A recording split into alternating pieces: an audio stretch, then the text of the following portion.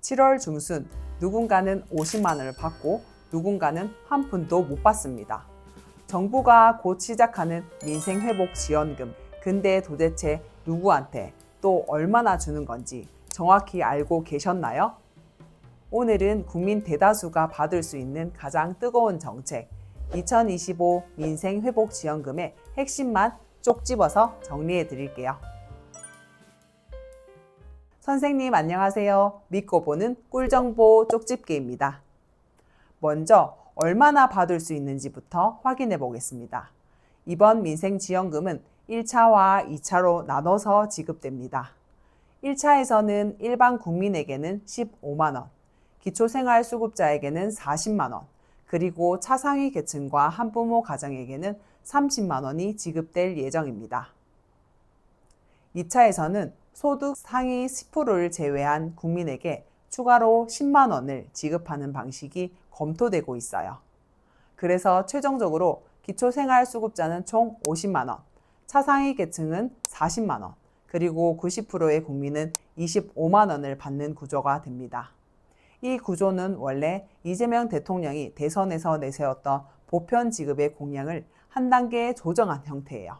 전 국민에게 동일한 금액을 주는 방식 대신에 재정 부담과 포퓰리즘 논란을 감안해 보편과 선별이 절충된 형태로 바뀐 거죠. 이처럼 구체적인 지원 대상과 금액이 확정된 만큼 선생님께서 지금 내 상황을 미리 점검해 보시는 게 무엇보다 중요합니다. 그렇다면 언제부터 지급이 시작될까요? 이번 민생회복지원금은 2차 추경안의 핵심 사업으로 이미 6월 19일 국무회의에 상정됐고 곧 국회 심의에 들어가게 됩니다. 과거 사례를 보면 추경이 통과되고 나면 10일 안팎의 준비 기간을 거쳐 지급이 시작됐어요. 예를 들어 2020년 코로나 긴급재난지원금도 추경 통과 후 14일 만에 지급이 됐습니다.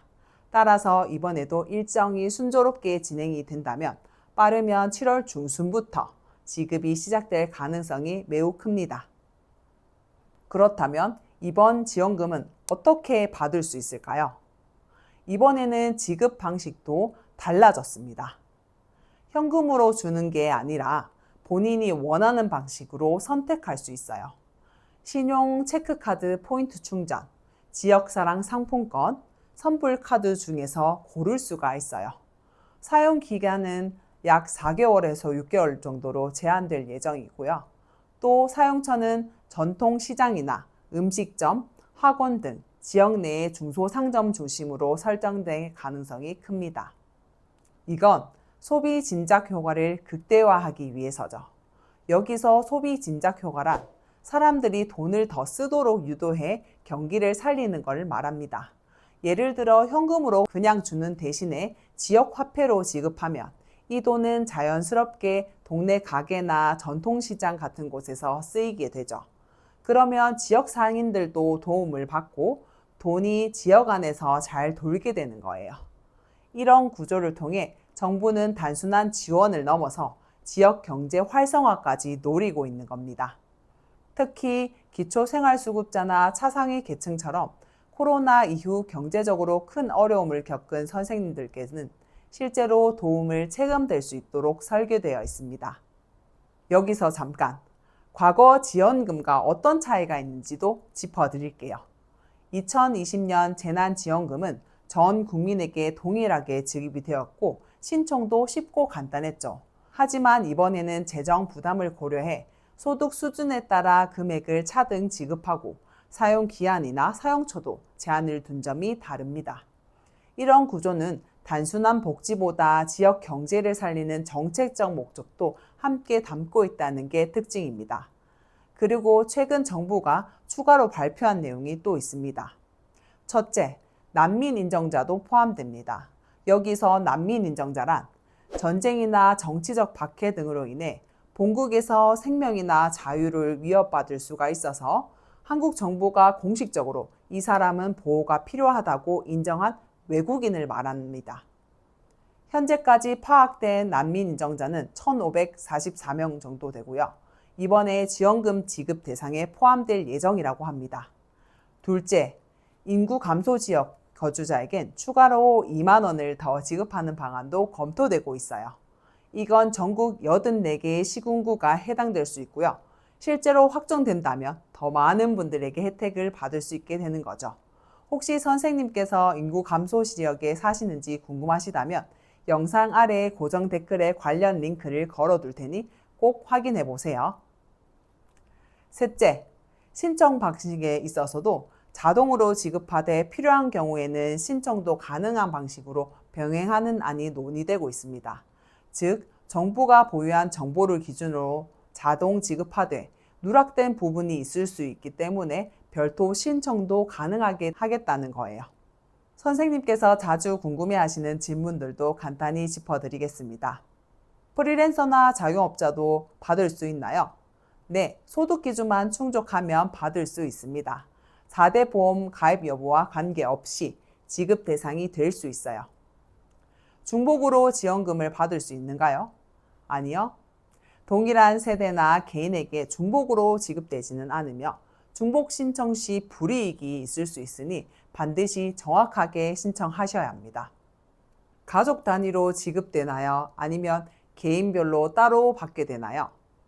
이번 민생지원금은 개인 단위로 지급이 됩니다. 예전처럼 가구 단위가 나눠서 받는 방식이 아니라 1인당 지급 기준이에요.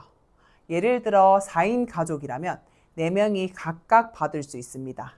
만약 아버님이 기초생활수급자시면 50만 원, 어머님과 자녀분들이 일반 국민이면 각각 25만 원씩 받게 되는 식입니다. 같은 가정에 사시더라도 기초생활수급자나 차상위 계층으로 등록되어 있는지 여부에 따라 자격이 달라질 수가 있어요. 정부는 지급 기준을 가구 단위가 아닌 개인 단위로 적용하기 때문에 가족 구성원마다 소득이나 지원 자격이 다르면 그에 따라 각자 다른 금액을 받게 되는 구조입니다. 꼭 기억해 두세요. 사용 안 하면 소멸되나요? 네, 맞습니다. 대부분 사용 기한은 4개월에서 6개월 정도로 제한되기 때문에 그 안에 꼭 사용하셔야 합니다.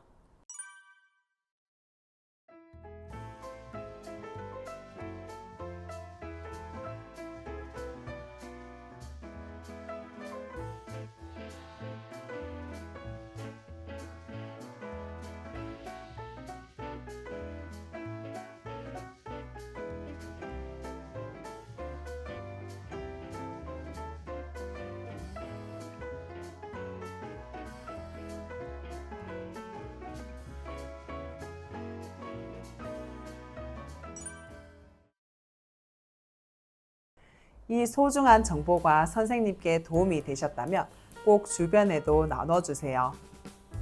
사랑하는 가족, 친구, 지인분들과 함께 보신다면 더 큰 도움이 될 수 있을 겁니다. 저는 앞으로도 선생님의 시간과 삶에 꼭 필요한 정보를 쪽집게처럼 쪽집어서 전해드릴 수 있도록 늘 준비해 두겠습니다. 사랑은 건강입니다. 사랑하는 분들과 함께 오늘도 건강하고 마음 따뜻한 하루 보내시고요. 구독과 좋아요, 알림 설정은 저에게 정말 큰 힘이 됩니다. 구조알은 사랑입니다. 지금까지 믿고 보는 꿀정보 쪽집게였습니다. 영상 끝까지 함께 해주셔서 진심으로 감사합니다.